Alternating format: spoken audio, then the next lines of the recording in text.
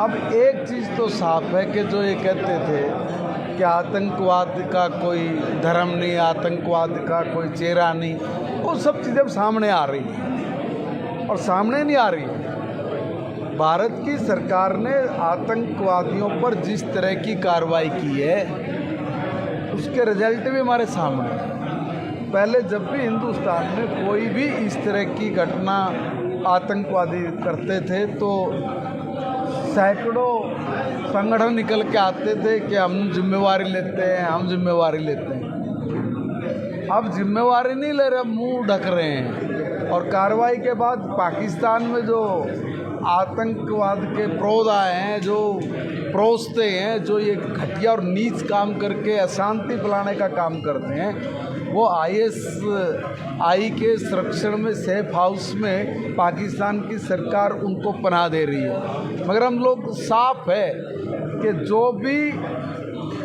जांच के बाद निकल के आएगा, चाहे आप सेफ हाउस में रखिए चाहे कहीं रखिए, भारत अपनी कार्रवाई जरूर करेगा और कड़ी कार्रवाई करेगा।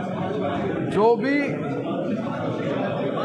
ऑर्गेनाइजेशन, देखिए कोई भी यूनिवर्सिटी है या कोई भी स्कूल है, वो किसी को आतंकवादी बनाने के लिए नहीं होता है, मगर जो सोच है आदमी की, वो सोच गलत रास्ते पर लेकर जाती है। और ऐसे बहुत सारे लोग जो मौलवी जिनका नाम आया हुआ है कि वो काम ही यही करते हैं, ब्रेन वॉश करना और इस तरह की आतंकवादी घटना को अंजाम देने में लगे रहना। मगर सरकार के कड़े निर्णय और कड़ी कार्रवाई से आज उनको पसीने छूटे हुए हैं, वो डर के भाग रहे हैं, मगर कहीं चले जाए बचेंगे नहीं। भारत अब किसी भी आतंकवादी घटना पर शांत नहीं बैठेगा। किसी भी आतंकवादी घटना के बाद दंडित किए बगैर छोड़ेगा नहीं। अब ये नया भारत है। पहले जिस तरह की आतंकवादी घटनाएं होती थी तो उनके पक्ष में लोग उतर के आ जाते थे, कार्रवाई नहीं करने देते थे, पत्थर फेंकते थे, दूसरी तरह के काम करके उस चीज़ से ध्यान हटाने का प्रयास करते थे। मगर अब कोई भी किसी भी तरह की गतिविधि में सम्मिलित होता है, उसकी जगह या तो बेहतर हुरों के पास है या फिर जेल की कोठरी में है। इसलिए आज का भारत अपने निर्णय खुद करता है और किसी ने भी अगर इस देश में इस तरह की घटिया घृणित अगर कार्रवाई की या अंजाम देते हैं तो उनको आज बख्शा नहीं जाता।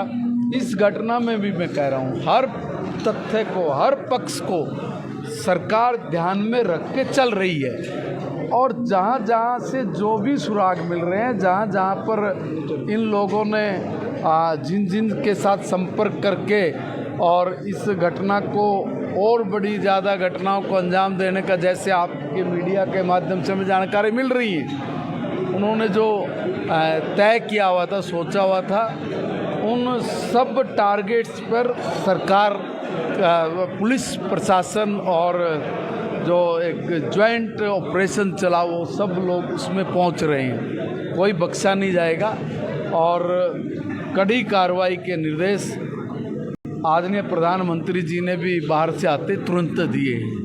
आपको लगता है ये फरीदाबाद में जो 2900 किलो विस्फोटक पदार्थ मिला है, ये ना कहीं नाकामी रही है? इतना वो विस्फोटक पदार्थ जमा कर रहा था, हमारी सुरक्षा एजेंसियों को पता नहीं, CID को पता नहीं लगा। देखिए, ये नहीं कहा जा सकता कि कौन आदमी क्या कर रहा है। अब इसको नाकामी शब्द कहना भी उचित नहीं है। इसलिए उचित नहीं है, साइबर और पढ़ा लिखा कोई जानकार आदमी जब इस तरह के काम को कर रहा है तो वो कौन एक दिन में नहीं किया होगा, वो धीरे धीरे कर रहा होगा। सुराग मिला है तभी कार्रवाई हुई है, सुराग मिला है, तभी इन आतंकवादियों तक पहुंचा गया है। जब उनको ये लगा कि अब पकड़ में आ गए हैं, तब जाके ये लोग एक घृणित कार्य की तरफ बढ़े, मगर नाकामी नहीं, क्योंकि उनको इस घटना के अंजाम देने से पहले ही आप लोगों ने बताया कि पुलिस प्रशासन ने और हमारे जो जवान हैं उन्होंने इस सारी घटना का पता लग गया था, और पता लगने के बाद उनको पकड़ा है।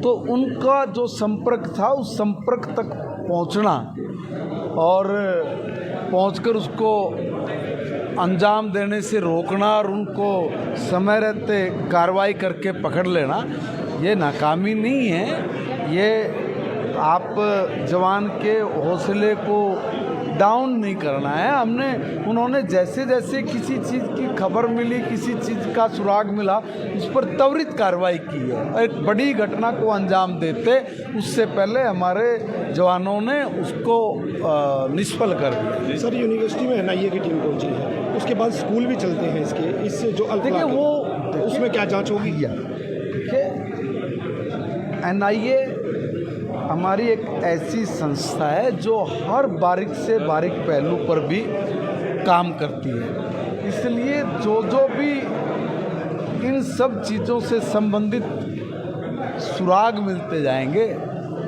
उसी तरीके से इन सब लोगों के ऊपर भी कार्रवाई होती चली जाएगी। और एक बात ये तय है कि जो भी लोग इन आतंकवादी घटनाओं में सम्मिलित हैं, वो कोई बचेगा नहीं, किसी भी सूरत में नहीं बचेगा। एक वो पता करो जी।